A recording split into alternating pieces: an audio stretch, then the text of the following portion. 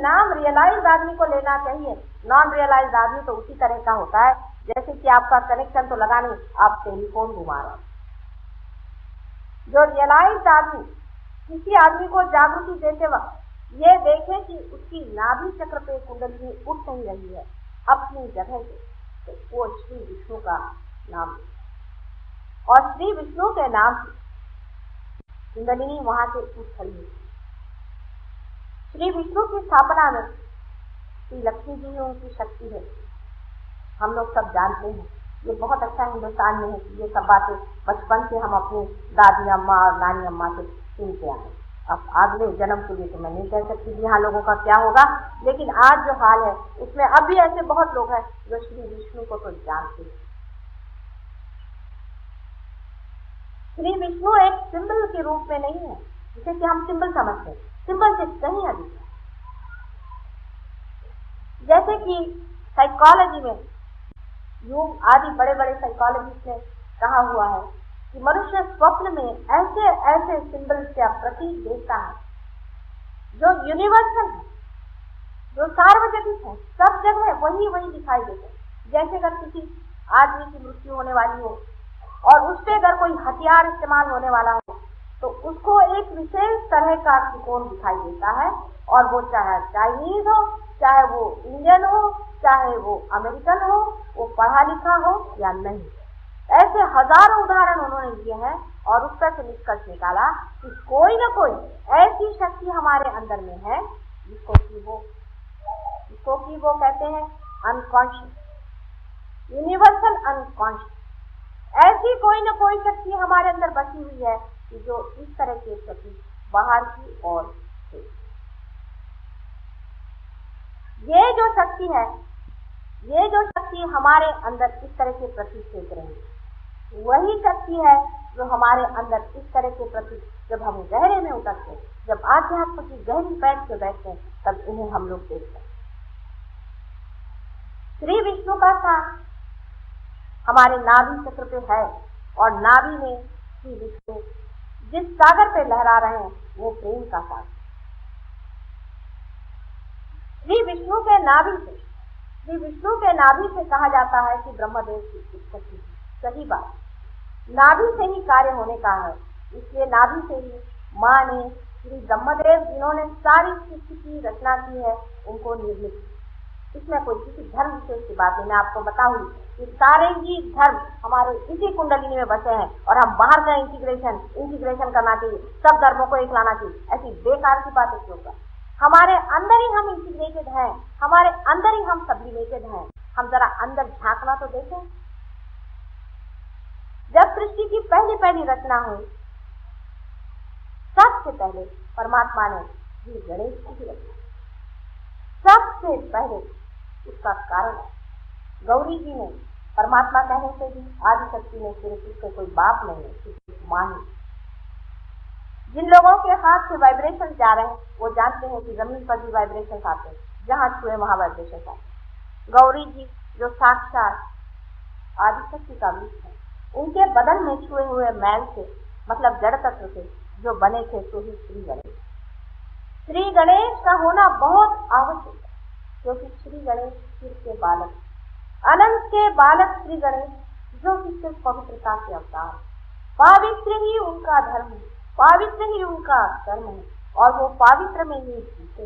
ऐसे श्री गणेश की रचना सबसे प्रथम उन्होंने सबसे नीचे जो मैंने दिखाया है मूलाधार चक्र पे उनको माता ने गौरी ने स्थापन, क्योंकि सारी सृष्टि व्यर्थ हो जाए जब पवित्रता संसार से की जाए। आज पवित्रता के पीछे लोग हाथ धोकर पड़े हैं। आपको पता नहीं कि मॉडर्न कह करके और बड़े विचारवंत कह करके, इंटेलेक्चुअल कह करके भी पवित्रता को जो लोग हाथ डालते हैं वो जानते नहीं है कि सारे मानव जाति का आधार पवित्र। ये बात शायद बहुत लोगों को पसंद ना, उसकी मैं माफी चाहती हूँ, लेकिन जो सही बात वो यही है कि पवित्रता के सिवाय सारा संसार गिर जाता। इसलिए पहले श्री गणेश की रचना हमारे स्वाधिष्ठान चक्र पे क्यों नहीं करी और हमारे नीचे मूलाधार चक्र पे क्यों करी, इसकी भी एक विशेषता। श्री गौरी जी के एक ही चक्र लेकर वो आई थी, पहले ही चक्र पे, मूलभूत चक्र पे। ऐसा कहा जाता है कि गौरी जी नहा रही थी और उन्होंने अपने मोरी के दरवाजे पर ही उनको बिठा दिया। बड़ा सिंबॉलिक है। वो जब नहा रही थी तब उनकी पवित्रता की रक्षा करने के लिए वो माँ अपनी पवित्रता की रक्षा करने के लिए छोटे से बालक को बिठा देती है। इसका अर्थ यही है कि जब भी हम धर्म में उतरना चाहते हैं, जब भी हम परमात्मा से एकाकार होना चाहते हैं, तब उस शक्ति के बारे में जो हमारी माँ कुंडलिनी स्वरूप यहाँ बैठी हुई है, उसके प्रति एक छोटे बालक जैसा अबोध स्वभाव होना।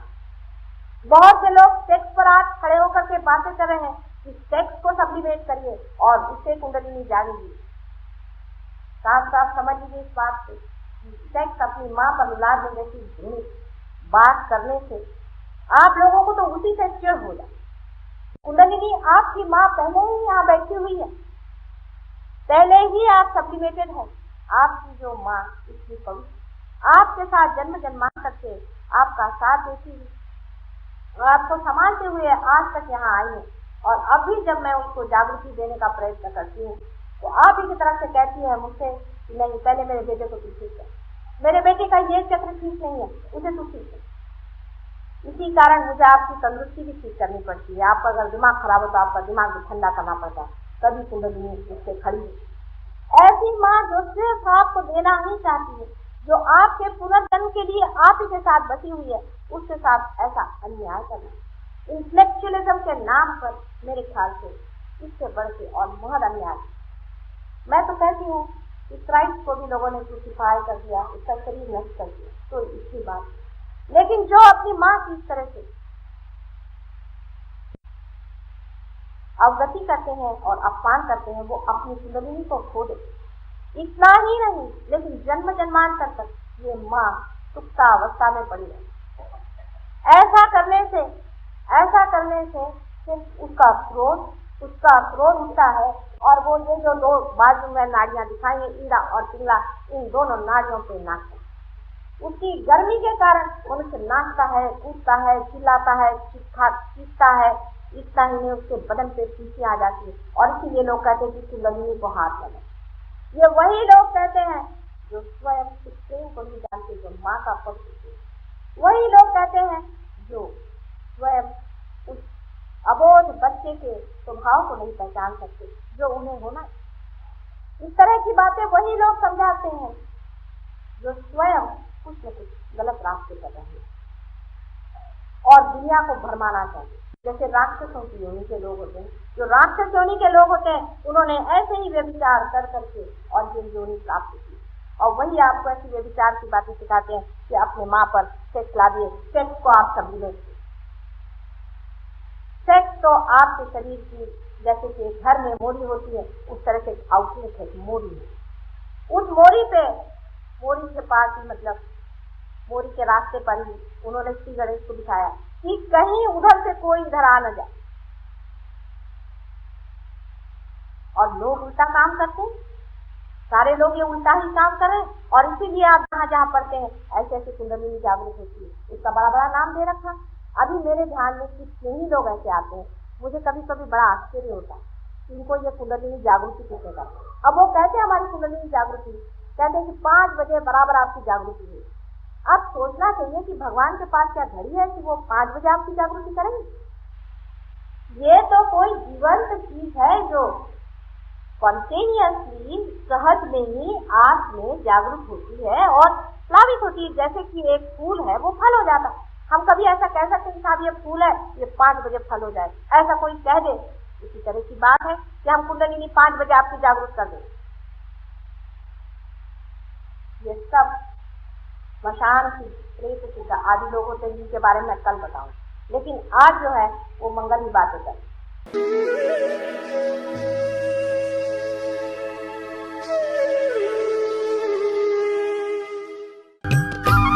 सब्सक्राइब कीजिए कुंडलिनी जागरण को और प्रेस कीजिए बेल आइकन को, जिससे कि आपको मिल सके हमारी लेटेस्ट वीडियो सबसे पहले।